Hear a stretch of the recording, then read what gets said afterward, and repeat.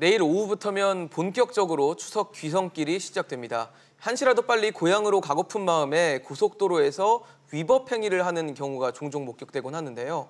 올해 추석에는 드론을 투입해서 암행 감찰에 나선다고 하니 주의하셔야겠습니다. 네, 무엇보다도 또 추석 귀경길에는 교통정보가 중요할 수밖에 없겠죠.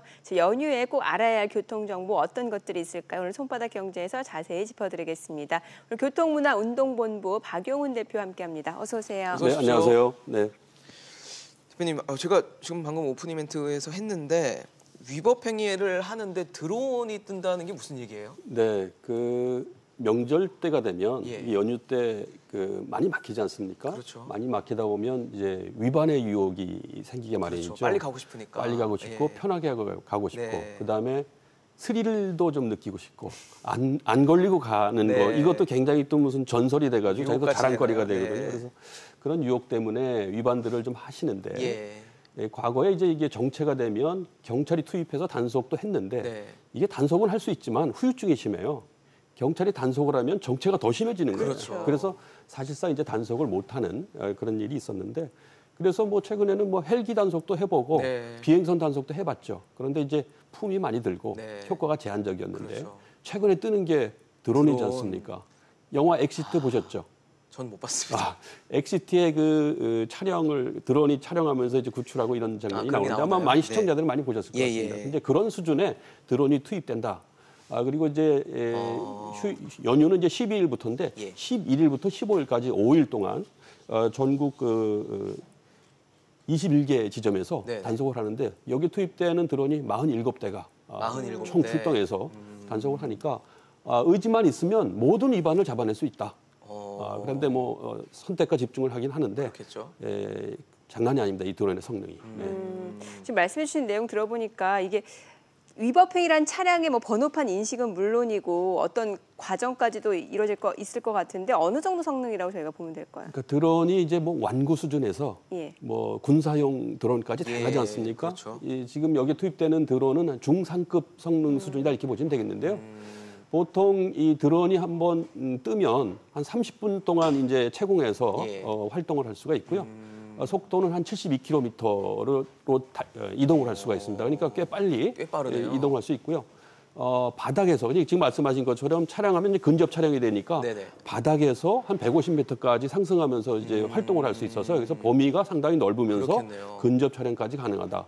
중요한 게 이제 해상도지 않습니까? 네. 카메라로 촬영했을 때 4,200만 화소급. 4,200만요. 예, 그러니까 아주 뭐 디테일하고요. 그렇네요. 아마 유리창이 딱 붙어서 뜨면 운전자의 점까지도 심지어는 그 정도로 나올 수도 있을 굉장히, 정도로 정밀하다는 말씀하시는 거죠. 제가 아까 모든 위반을 다 단속할 수 있다 그랬는데 뭐 모든 위반을 할 수는 없고 선택과 집중을 하고 있습니다. 네. 사실 이런 위법 행위가 나오는 이유는 이제 막히거나 정체되거나 이제 혼잡하기 때문일 것 같은데 그렇죠. 네. 가장 정체 혼잡 예상되는 시간이 언제인가요? 네, 이번에는 뭐 정부가 특별히 아직까지는 설문조사 결과를 발표하고 그러진 않았습니다만은 여러 가지 정황으로 봐서 연휴는 12일까지입니다만은 내일부터 사실은 귀성길이 시작된다 이렇게 보시면 그렇죠. 되겠고요. 그래서 네. 내일 오후부터 정체가 시작돼서 오후 늦게 그리고 10일 정오까지는 굉장히 극심한 그러한 정체를 보이지 않을까 이렇게 생각을 하고요. 그럼 반면에 이제 언제 가면 좀 편하냐 이런 또 질문도 나올 수 있지 그게 않겠습니까? 궁금하죠, 그래서 아무래도 내일 좀 일찍 가시는 분, 그러니까 연휴가 시작되기 전 하루 전에 네. 일찍 출발한 오전 일찍 가시는 분들은 좀 그래도 수월하게 가실 수 있을 네. 것 같고 전설의 어떤 타이밍이 있어요. 전설의 귀성길의 타이밍이요? 전설의 타이밍. 네. 이때 가면 큰 정체는 피한다. 이것이 20년간 깨지질 않고 있는데 그래요? 그것이 바로 이제 명절 바로 전날 저녁에 가는 겁니다. 전날 저녁. 예, 이것이 주요 이제 안내 사이트에서도 이걸 그렇게 이번에 발표를 하고 안내하고 있던데, 있나요? 네. 예. 한 12일 7시경 이후에 출발하시면 오후 7시 예, 오후 이후에? 7시경 이후에 내일 출발하시면 오후 7시 에? 모레죠, 모레. 12일. 모레요? 12일 아, 하루 전날, 12일 명절 날? 하루 전이니까. 네네네. 12일 한 오후 7시경에 출발하시면 예. 큰 정체를 피해서 가실 수 있지 않겠나. 네. 교통사고나 어떤 기상 조건이 악화됐다거나 이런 돌발 변수만 그런 거는 없으면 예상할 수 없는 아마 일이니까. 지금까지 한 20여 년 통계에서 큰 정체를 피할 수 있다. 이렇게 보시면 되겠습니다. 지금 뭐 교통사고 얘기도 하셨는데 네. 추석 연휴 전후로 해서 유독 교통사고가 또 많이 일어나는 시점이 있었다고 하던데 그게 언제예요? 물론 연휴 내내 교통사고에 대한 대비는 해야 되겠고요. 그럼요, 안전운전 하셔야 조심해야죠. 되겠는데 예. 특별히 이 타이밍은 좀 주의하셔야 된다. 교통사고 발생 기준으로 보면 최근 3년간 보험 통계상으로 연휴 전날, 그러니까 전날. 올 12일이 되겠죠. 예, 또 12일이 나왔네요. 네네, 12일 날 가장 많은 것으로 나타났습니다. 네. 그래서 평상시 대비 한 37%가 많은 것으로 나타났고 또 교통사고 부상자는 추석 당일이 명절 당일이 가장 많은 것으로 나타났어요. 네네. 평상시부터 한 60% 넘게 많이 나타나고 있는데 뭐 통계상으로 그렇습니다만 이건 왜 그랬을까 좀 궁금하지 않으세요? 네. 그렇죠. 그래서 이제 전화론들 이렇게 분석을 해보면 명절 전날은 아까 제가 말씀드린 대로 정체가 됐다가 풀리지 않습니까? 네. 이 교통사고가 많이 나는 것이 정체가 됐다 풀렸을 때 갑자기 속도를 내는군요. 운전자들은 이제 시간 보상 심리 때문에 과속을 하죠. 그러면서 이제 교통사고가 충돌이 많이 일어난다거나. 발생할 개연성이 있는데 아마 그런 예. 영향이 있을 것 같고요. 부상자가 많은 것은 추석 당일날 많다.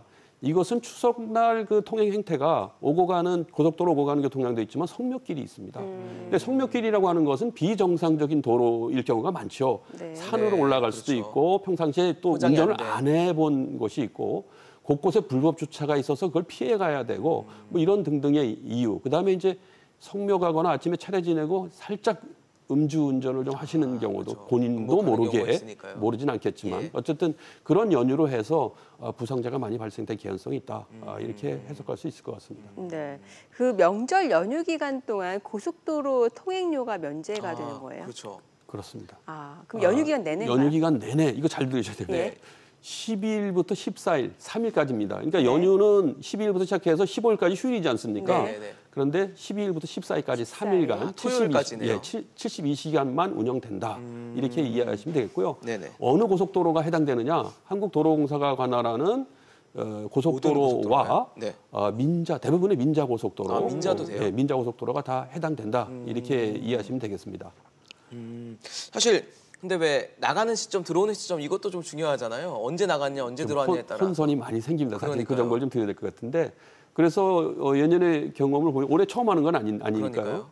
톨게이트 앞에서 안 가고 기다리고 계세요. 그 시간 맞춰서 들어가려고 또 그 시간 맞춰서 나오려고 이러실 필요 없습니다.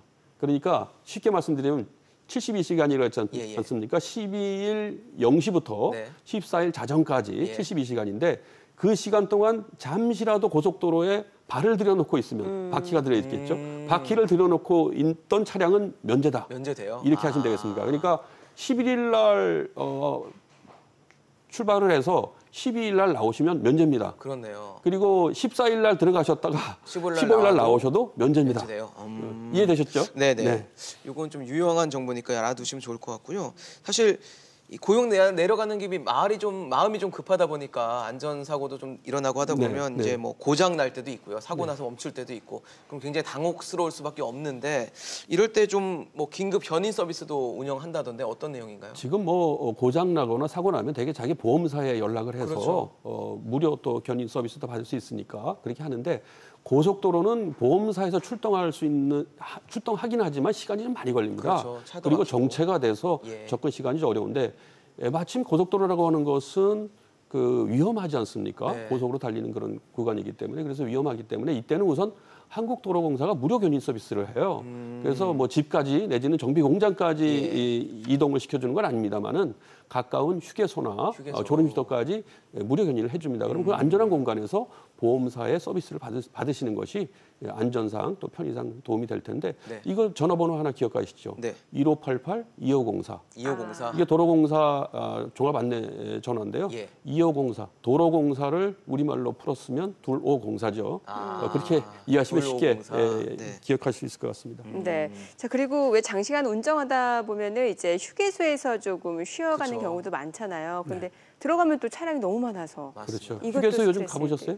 굉장히 예. 좋더라고요. 예, 좋죠. 예. 전 세계에서 뭐 제일 좋은 수준이다 이렇게 이해하시면 될 것 같고요. 제가 전 세계 3,000개 정도의 휴게소를 가서 조사해보고 방문해봤는데 아주 뭐 최상은 아니지만 아주 우리 상급에 속하는 우리 휴게소인데 잘 이용해야 이제 되지 않겠습니까? 그렇죠. 지금 말씀하신 것처럼 연휴 때는 차가 많아서 맞아요. 가봤자 제대로 주차하기도 어렵고 네. 그렇습니다.